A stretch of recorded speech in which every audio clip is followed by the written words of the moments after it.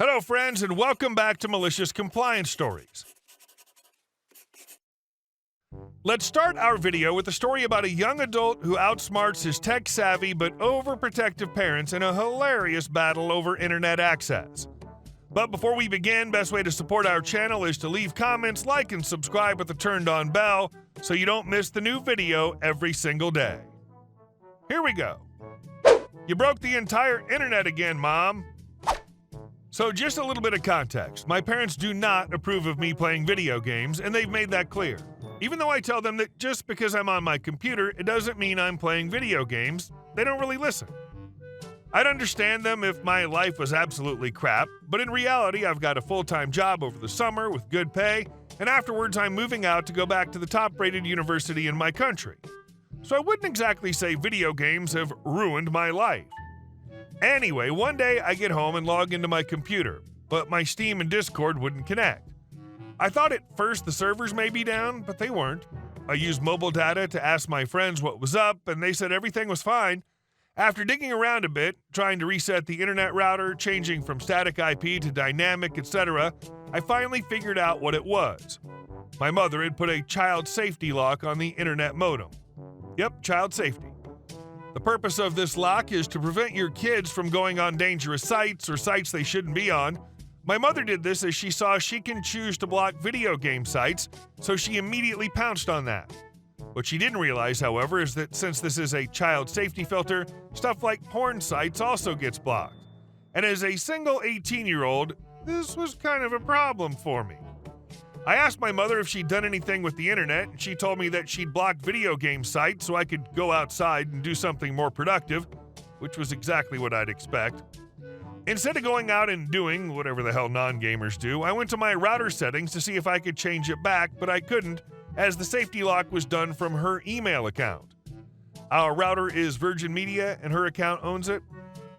I thought that I couldn't do anything about it until I realized my parents know next to nothing about how the internet works. So what I did was went back into my router settings, then dug through the options to see what I could do.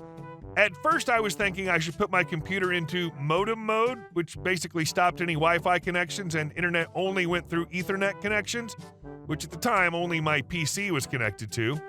But I decided against this as it would arouse suspicion as all my family had no connection, but I did.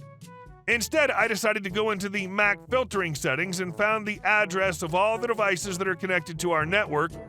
It was easy to find the devices they were connected to, as my family all uses iPhones, which basically just have a name next to the address saying person's phone. So I blocked the connection on all of them before they got home. Then when they did get home, I simply unplugged the Ethernet cable of my PC. My parents soon realized that something was up with the internet, and they asked me about it. I just came up with some bullcrap excuse like, that filter you put on must have bugged out. I can't connect to any site at all. And they believed it. So as soon as my mother turned off the filter again, I quickly unblocked the MAC addresses, and huzzah! Video games were back. And they never knew a thing. They actually tried turning the filter back on again, twice. I don't know if they'd forgotten or something, or maybe they just thought that the problem they had before was suddenly fixed. But every time they re-enabled it, I just did the same method, made up some excuse, and every single time they believed it. So that was my petty revenge story. Am I an a-hole for doing it? I don't know. In either case, I'll be moving out next month so I can finally gain control of the internet. Because, I'm paying for it and stuff. I'm tired of people not accepting video games as a valid hobby. Like you said, you aren't ruining your life or anything by playing with friends online. And our second story. Well, at least she could read. So, happened about a week ago. I had a meeting at work and was recently promoted, so I decided to wear a collared company shirt I bought a couple years back with slacks and a nice set of professional shoes. My wife had given me a honey pickup list, so after the meeting I stopped by America's favorite two-in-every-town store, Fall Dart. Now, it was a small list, 3 easily carried items, so I didn't even grab a cart or anything. As I'm moving through an aisle to grab the first thing, a sweet little old lady asked for my help reaching something on a top shelf. No problem. She asked nicely. I'm tall and don't actually mind helping. My wife will actually see people having issues and volunteer me from time to time. It's all cool. As I hand it to her and she smiles, thanking me, I get tapped on the shoulder. One of those bony nun finger type of taps. Hey, come with me. You need to take care of your employee. Now, mind instantly realized I must look like a manager and a Karen found me. Still, I'm sorry, ma'am, I don't work here. I don't care if you're corporate or local. Follow me. Eff it, this could be fun. So I follow her, and a couple of aisles away is a lady tasked to do shopping for those online orders with 4 partially filled totes. I can't find my crap, and she won't show me where it is. You need to reprimand this employee. Poor employee tried to keep smiling despite looking so tired and fed up with life in general. Ma'am, I'm sure she's just following the directions of her boss, but I don't work here. It does seem that you need some help, though. Do you need my help? As I said that, I pulled down and straightened the chest of my shirt in case of wrinkles and pointed to the slogan under my company crest, helping individuals with disabilities and living independent and fulfilling lives. I really do love helping people and work for a company that works with people with mental and physical disabilities. She glanced down, got a confused look on her face, and looked back up at me, which I'd been waiting for. Extending one hand towards her, Ma'am, do you have staff or family here with you? Are you in need of assistance? She got red and started making a squeaky, choking noise. She then started looking really pissed but unsure of what to say. She finally clenched her jaw and just stormed off. I turned, showing my shirt to the actual employee, and wished her a good day as she tried not to laugh. Sadly, I didn't see or hear anything else from the lady the rest of my visit. That was brilliant. Being kind and helpful, and still managing to imply that the woman was mentally challenged. Well done. And our next story. Choosing beggar on a train won't leave my seat. I'd like to chime in with my own little story of a train-choosing beggar. A few years ago, I was on a trip through Germany by train, which took about 5 hours to reach my hometown. Because I didn't want to stand the whole time, I'd made a reservation for a nice window seat. When I arrived at my seat, there was a middle-aged man, our CB, sitting in it.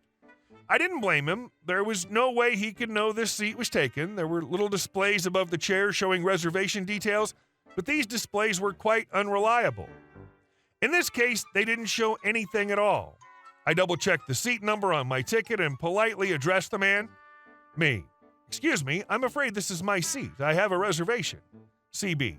Oh, sorry, I didn't know that. Well, would you mind if I just keep it and you take that seat over there? He pointed at another empty seat a few rows in front of us. I didn't like the idea because I couldn't know whether that other seat was reserved by someone else, and once I've made myself comfortable with my laptop and power supply, drinks, snacks, and some papers I had to work on, I don't like to get up and move. However, he was in the exact same situation, having made himself comfortable in my seat, so I agreed. Me. Okay, I'll take that seat, but only as long as it's free. CB. Yes, sure. Me. So if someone else claims it, I'll have to get back to this seat and take it, and you'll have to look for another one, okay? CB. Of course. Thank you. I took my luggage and sat down in the other seat, getting comfy. About half an hour passed before the train arrived at the next station. A lot of people came in, taking all the remaining seats after a few minutes. An older man arrived and started looking at me. He had a reservation for my seat. I apologized, grabbed all my stuff, and got up, back to my original seat then. Me, with an apologizing smile, well, I'm sorry, but I guess I'll have to claim my seat now. CB, not looking up, no. I was confused. Me, well, that other seat has been claimed. There aren't any free seats anymore. As we agreed, I'll have to use my own seat now, sorry. CB, looking around, I'm not leaving this seat. Are you crazy? Me, really confused. But it's my seat. CB. No, it's not. Me. But it is. We've discussed this before, remember? I have a reservation for it. CB. That's invalid now. Me. What? No, it's for the entire trip, see? I showed him my ticket. He didn't care. CB. You have to claim your seat within 15 minutes. The reservation is invalid afterwards. This is my seat. If you don't believe me, just ask the train conductor. Helplessly, I looked around. A few of the other passengers looked pitiful, but nodded. CB was right. There was no way to get him out of that seat now. I didn't want to start a shouting match I couldn't win, and I was too perplexed to say something anyway, so I took my luggage and went off looking for an empty seat elsewhere. I spent the majority of that trip standing or sitting on the floor. That's not a choosing beggar. That's an a-hole who knew the rules and fooled you. I'm really sorry. That sucks that you got put out for being nice. And our last story. Drunk neighbor crashes into my porch. First-time homeowner, New Jersey, so pardon the ignorance. Last night, my neighbor, according to witnesses and footage from his cell phone, crashed into my front porch, doing considerable damage to my front steps and railing. According to the witness, he was clearly drunk and stumbled home after crashing into my front yard and parking his car. I called the cops, but they refused to open up for questioning. They filed a report, and I'm awaiting access to the said report. Update. I decided to take immediate action. After calling the police and ensuring they filed a report, I contacted my homeowner's insurance company to inform them of the incident and begin the claims process. I provided them with the witness statements and cell phone footage, which clearly showed my neighbor crashing into my front porch and stumbling home, apparently drunk. Next, I sought legal advice from an attorney who specializes in property damage and personal injury cases. My attorney advised me to document all the damage thoroughly and to keep a record of any communication with my neighbor and the police. They also suggested I obtain a copy of the police report as soon as it was available, as this would be crucial evidence in any legal proceedings.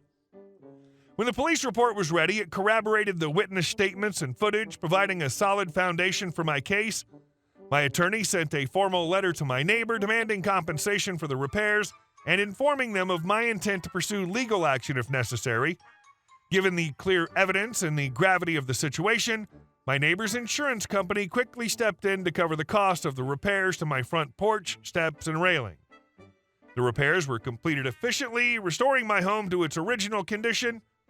Additionally, my neighbor faced legal consequences for their actions, ensuring that they were held accountable for their reckless behavior. Hey guys, thank you all for watching the video. I'll see you in the next one.